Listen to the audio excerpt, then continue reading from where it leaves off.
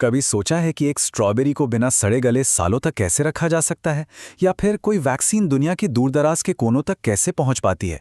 इन दोनों सवालों का जवाब एक ही कमाल की टेक्नोलॉजी में छिपा है, और वो है लायोफिलाइजेशन। ये सिर्फ चीज़ों को सुखाने का एक तरीका नहीं है, बल्कि ये वो टेक्नोलॉजी है जो आज के विज्ञान और इंडस्ट्री की रीढ़ की हड्डी है। तो आज के इस विश्लेषण में हम इसी जादुई प्रक्रिया की हर एक परत को खोलकर देखेंगे।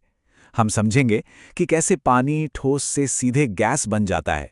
हम उस 3 स्टेप वाली यात्रा को देखेंगे जिससे कोई भी प्रोडक्ट गुजरता है।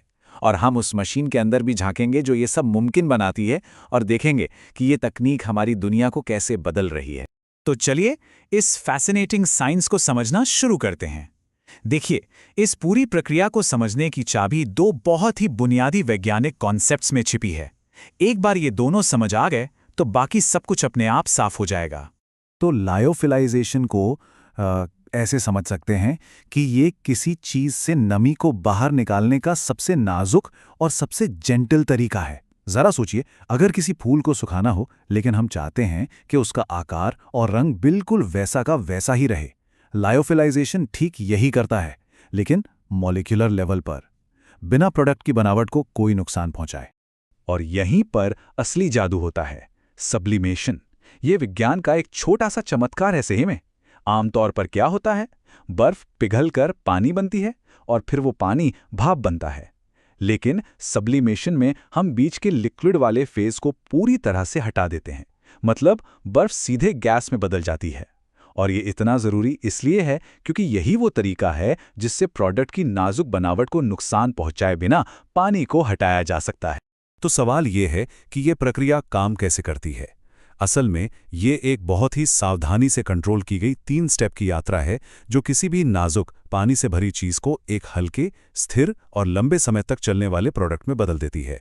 चलिए इस बदलाव को स्टेप बाय स्टेप देखते हैं। तो पूरी प्रक्रिया इन 3 फेज में बटी हुई है। सबसे पहले फ्रीजिंग, जहां सब कुछ एकदम ठोस हो जाता है। फिर आती है प्राइमरी ड्राइंग, जहां ज्यादातर नमी को हटाया जाता है। और आखिर में सेकेंडरी ड्राइंग, जो बची खुची नमी को भी बाहर खींच लेती है। अब देखते हैं कि इन स्टेप्स में असल में होता क्या है। पहला स्टेप है फ्रीजिंग।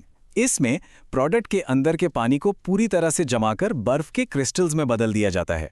इसके बाद आता है सबसे जरूरी स्टेप, प्राइमरी ड्राइंग।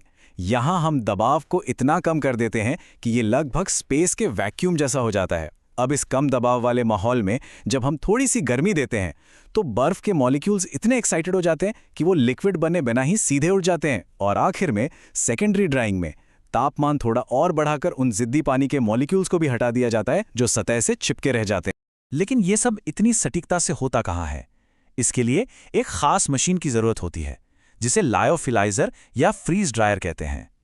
ये एक हाईटेक मशीन है जो इस पूरी नाजुक प्रक्रिया को कंट्रोल करती है। इस मशीन के दिल में कुछ मुख्य हिस्से हैं जो एक साथ मिलकर काम करते हैं। वैक्यूम चेंबर एक तरह का ऑपरेटिंग रूम है जहां सारा काम होता है। वैक्यूम पंप फेफड़ों की तरह है जो सारी हवा बाहर निकाल देता है। हीटिंग शेल्फ एनर्जी का सोर्स है। और सबसे जरूरी, कंडेंसर, ये एक कोल्ड ट्रैप है जो सारी नमी को पकड़कर सिस्टम से बाहर रखता है। ये सभी हिस्से एक ऑर्केस्ट्रा की तरह काम करते हैं।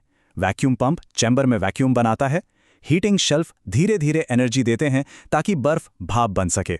अब ये भाप चैम्बर में घूमती है और कंडेंसर की बर्फीली सतह से टकराती है, जहां वो तुरंत फिर से जम जाती है। ये कंडेंसर ही इस पूरी प्रक्रिया का हीरो है, क्योंकि यही नमी को वापस प्रोडक्ट में जाने से रोकता है। और ये सब कुछ एक स्मार्ट कंट्रोल सिस्टम द्वारा हर सेकंड मॉनिटर किया जाता है। तो अब जब हम ये समझ गए हैं कि ये टेक्नोलॉजी कैसे काम करती है, तो चलिए अब इसके क्यों को देखते हैं।